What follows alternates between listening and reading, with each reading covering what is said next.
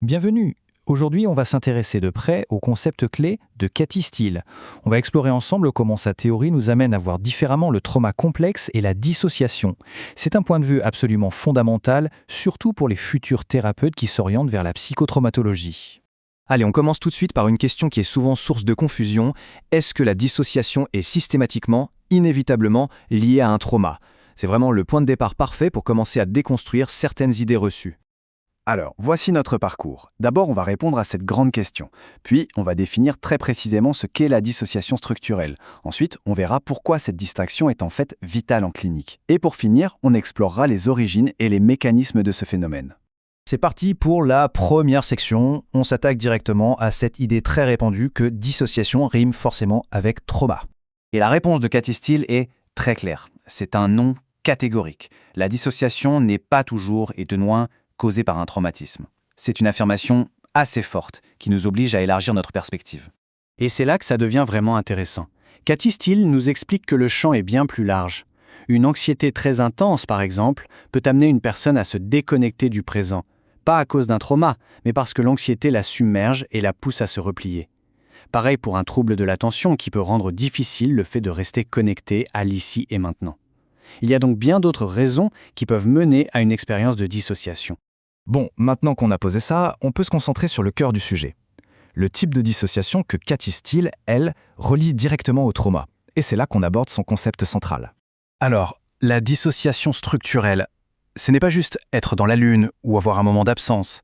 C'est une division beaucoup plus profonde. On parle d'une véritable fragmentation de la personnalité en plusieurs parties bien distinctes. Et le point clé, c'est que chaque partie a son propre sens de l'identité, sa propre conscience. Et cette citation de Cathy Steele elle-même est vraiment importante. Elle insiste bien sur le fait que ça se passe au niveau du self, au niveau du soi. Ça nous montre bien la différence fondamentale avec d'autres formes de dissociation plus légères. On parle vraiment d'une architecture interne qui s'est fracturée.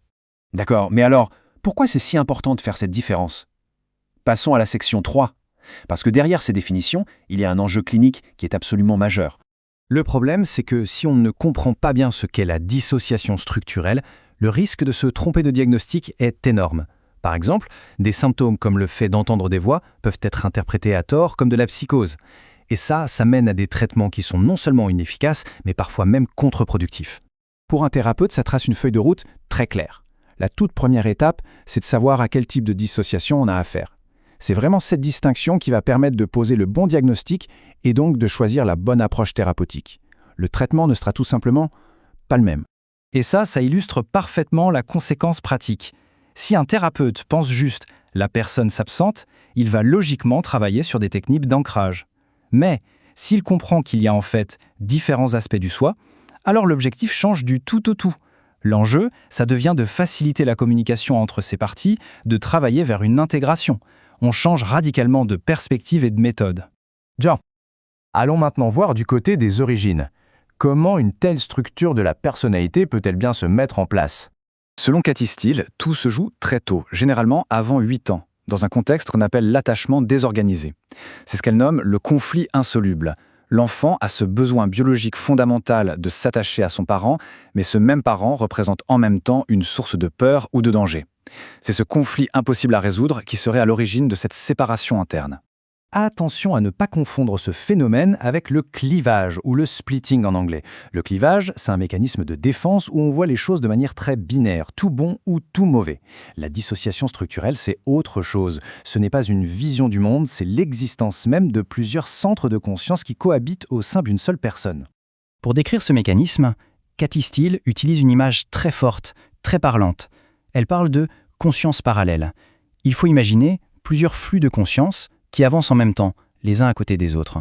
Et cette idée de conscience parallèle nous aide à mieux comprendre l'un des symptômes les plus mal interprétés, le fait d'entendre des voix. Dans le cadre de la dissociation structurelle, ce n'est pas forcément un signe de psychose. C'est en fait l'expérience littérale des différentes parties du soi qui communiquent entre elles en même temps. Et la personne les perçoit comme des voix séparées parce qu'elles viennent de centres de conscience qui sont, pour elle, bien distincts. Donc, s'il y a une chose à retenir, surtout pour les cliniciens, c'est ça. Des traitements très efficaces pour la dissociation structurelle, ça existe. Mais leur efficacité dépend entièrement de la bonne compréhension de ce modèle. Sans ce cadre de pensée, on risque de passer complètement à côté de la problématique et de proposer des thérapies qui ne sont pas adaptées. Et pour finir, on peut se poser une question qui ouvre une perspective bien plus vaste. Si la personnalité humaine a cette capacité incroyable de se fragmenter pour survivre à l'insupportable, qu'est-ce que ça nous dit sur la nature profonde de la conscience, sur sa flexibilité, peut-être même sur sa définition? C'est une réflexion fascinante, à laquelle le travail de Cathy Steele nous invite.